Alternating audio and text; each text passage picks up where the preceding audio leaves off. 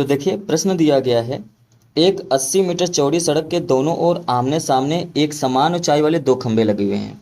खंभों के बीच सड़क पर स्थित किसी बिंदु से इन दोनों खंभों के शिखर के उन्नयन कोण 60 अंश और 30 अंश है। तो खंभों की ऊंचाई और खंभों के बीच की दूरी क्या है ये आपको बताना है। तो देखिए सबसे पहले हम लोग क्या करेंगे कि एक 80 मीटर चौड़ी सड़क है और उसके दोनों ओर आमने सामने समान ऊंचाई वाले दो खंभे हैं। तो पहले हम लोग समान ऊंचाई वाले दो खंभे बनाएंगे, एक इस तरफ और एक इस तरफ। समान ऊंचाई वाले दो खंभे हमने बना दिए, ठीक है। इसके बाद क्या है कि खंभों के बीच सड़क पर स्थित किसी बिंदु से इन खंभों के शिखर का उन्नयन कोण 60 अंश और 30 अंश है। तो यहाँ से अगर हम मान लीजिए ये यहाँ से यहाँ तक की दूरी होगी, ये हो गया यहाँ इस बिंदु से हम मानते हैं ये हो गया हमारा 60 अंश। अगर हम इसको ले लें तो ये हो जाएगा हमारा 30 अंश, ठीक है। हमने दो यहाँ पे उन्नयन कोण ले लिए। अब कह रहा है खंभों की ऊंचाई बताइए। तो खंभों की ऊंचाई यहाँ से यहाँ तक, अब जानते हैं ये अगर आप इसको h मानेंगे तो ये भी आपका h हो जाएगा क्योंकि दोनों की ऊंचाई समान है। अब कह रहा है कि बिंदु की दूरी भी बताइए।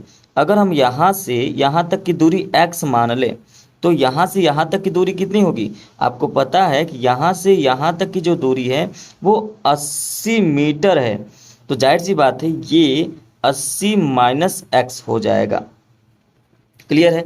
तो एक बार इसका नामकरण भी कर लेंगे। नामकरण सबसे पहले यहाँ पे ए ले लेते हैं, ये बी हो जाएगा। उसके बाद यहाँ पे सी कर लेते हैं, ये डी हो जाएगा और इस बिंदु को ई मान लेते हैं। नामकरण करने से थोड़ा सा हमारा सवाल जो है वो आसान हो जाता है। तो चलिए ठीक है। अब इसके बाद क्या करेंगे देखिए ध्यान से। सबसे पहले हम इस, अब हमारे पास दो एंगल बन गए, एक एंगल ये है और ये एक एंगल ये है। और ध्यान रखना है कि ये दोनों 90 अंश के हैं, इसलिए इसमें ये कर्ण हो जाएंगे और ये हमारा जो है ऊंचाई हो जाएगा और ये यहाँ से यहाँ और यहाँ से यहाँ आधार हो जाएगा। तो इसी प्रश्न को सॉल्व करना है। तो सबसे पहले इस DEC वाले त्रिभुज की बात करते हैं। तो यहाँ पर अगर आप कहें कि त्रिभुज DCE में अगर इसमें बात करें तो आपको पता है कि थीटा बराबर कितना है? 60 अंश है। अगर हम यहाँ पे लिख दें कि tan थीटा बराबर, तो आप कहेंगे कि tan थीटा बराबर लंब बटे में आधार, लंब बटे में आधार। थीटा का मान कितना है? तो आप कहेंगे थीटा का मान तो 60 डिग्री है। अच्छा, लंब कितना है? तो आप कहेंगे h है। और आधार कितना है? तो आप कहेंगे x है। यहाँ से पता चल गया, ये आपका जो है लंब हो गया, ये आपका आधार हो गया x। क्लियर है? अब इसके आगे tan 60 अंश का मान होता कितना है? तो कहेंगे √3 होता है, h बटे में x हो जाएगा। और तिर्यक गुणा अगर कर दे इसका यहाँ पर तो ये √3x हो जाएगा बराबर में h। तो यहाँ से ये समीकरण नंबर 1 निकल गया। अब दूसरी बात, त्रिभुज किस में बात करेंगे? ABE में। त्रिभुज ABE में, त्रिभुज ABE क्या है? ABE ये वाला है जहाँ पर ये 90 डिग्री है। तो ठीक है, इस त्रिभुज में बात करें तो यहाँ पर भी वही होगा, tan थीटा बराबर लंब बटे में आधार। तो आप कहेंगे कि tan थीटा बराबर लंब बटे आधार होता है। तो tan थीटा, थीटा का मान कितना है? तो आप कहेंगे tan थीटा का मान 30 डिग्री है। और लंब कितना है? तो कहेंगे h है। आधार कितना है? तो कहेंगे 80 माइनस एक्स है। यहाँ तक क्लियर हो गया।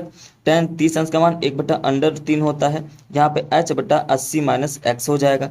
अब यहाँ पे हम लोग करेंगे तिर्यक गुणा, और तिर्यक गुणा करने के साथ साथ यहाँ पर हम लोग h का मान भी रख देंगे, h का मान भी रख देंगे। तो 80 माइनस एक्स बराबर, यहाँ पर देखिए h का मान क्या है? तो आप कहेंगे h का मान जो हमने निकाला है समीकरण 1 से √3x है, और गुणे में क्या लिखेंगे? √3।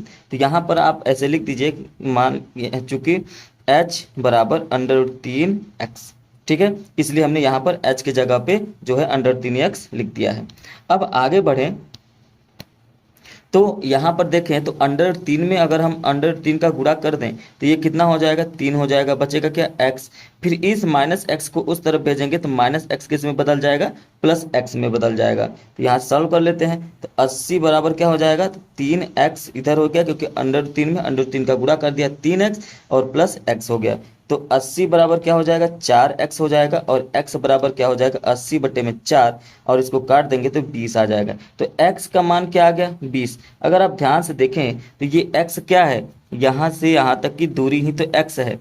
अगर टोटल अगर यहाँ पर इस आप मान रख दे, यहाँ पर मान रख दे, तो आपको दूरी तो पता चल ही जाएगा।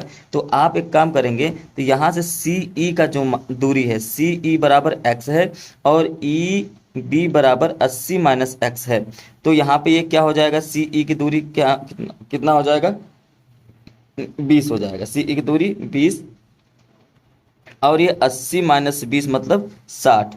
अब ध्यान से देखिए, यहाँ से यहाँ तक की दूरी हमारा 20 हो गया और यहाँ से यहाँ तक की दूरी 60 हो गया। तो यहाँ पर देखिए h का मान निकालना अब काफ़ी आसान हो जाएगा, क्योंकि x का मान आपने निकाल लिया है। इस x के मान को समीकरण एक में रखने पर तो समीकरण एक h बराबर √3x है, h बराबर √3x यही है। तो h बराबर क्या हो जाएगा, √3 गुणे x का मान कितना आया है, तो कहेंगे x का मान अब 20 आ गया है यहाँ पे देखिए। तो 20 मतलब h बराबर क्या हो जाएगा, 20√3। ठीक है। तो यहाँ से आपको प्रश्न में क्या पूछा था,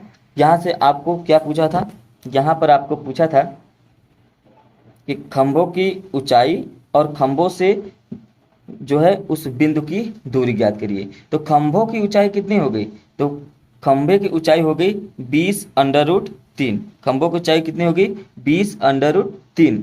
लेकिन अगर आप दूरी बात करें तो एक दूरी आपका कितना आएगा, 20 मीटर और दूसरा दूरी आएगा 60 मीटर।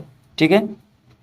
तो उम्मीद है कि ये क्वेश्चन आपको समझ में आया होगा। समझ में आया हो तो इसे लाइक करें, शेयर करें और चैनल पर पहली बार हैं तो जरूर से जरूर सब्सक्राइब करें।